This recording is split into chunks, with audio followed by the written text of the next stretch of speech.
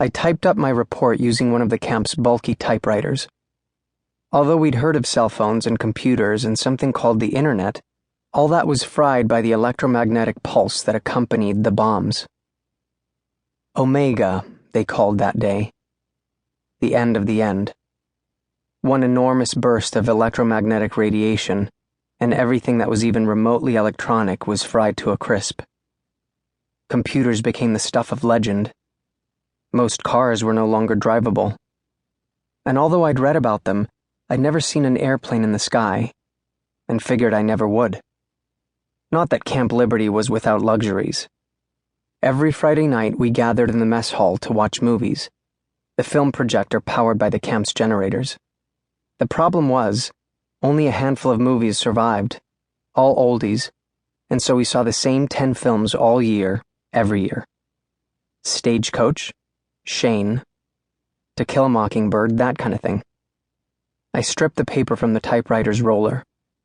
For obvious reasons, I neglected to mention the boy's whispered message. I walked the report over to Major Carston's office and left it with Sergeant Decker. "Slice, slice," he said with a sneer, enjoying the in-joke that, thankfully, only a couple of us understood. My face burned, and I got out of there as fast as I could. Days passed, rumors flew. Some claimed the boy in the black t-shirt was a convict on the run. Others said he was no outlaw, merely an LT from an adjoining territory. What I couldn't figure out was why he was in the middle of the no water in the first place, on the outskirts of an orphanage.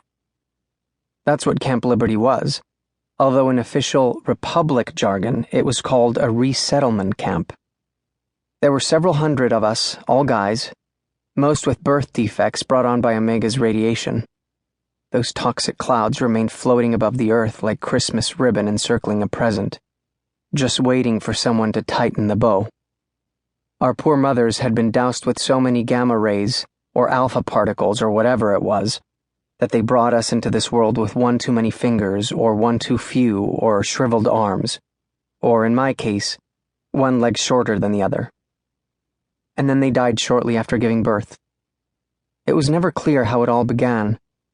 Some say a group of no-goods on the other side of the planet got hold of weapons of the nuclear kind.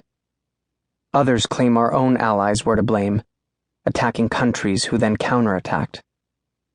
However it started, a dozen nations ended up shooting off nuclear warheads like it was the 4th of July until every major city in the world was obliterated, utterly wiped out.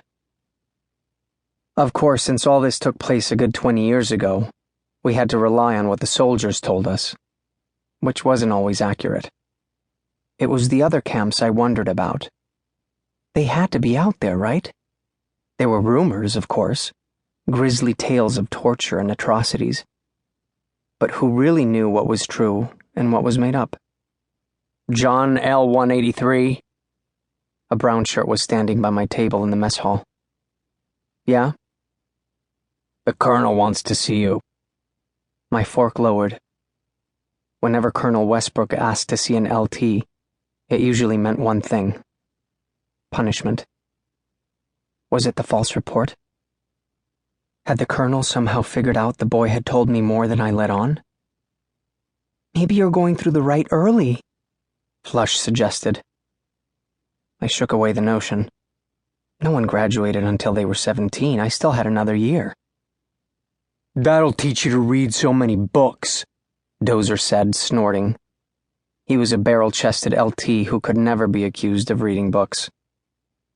The acne-scarred soldier waited for me to get up. Like all the soldiers in camp, he wore a uniform of black jackboots, dark pants, and a brown shirt. That's why we called them brown shirts. We were clever that way. I left the mess hall feeling like I was headed to my execution. Sunlight blinded me as we crossed the camp's infield.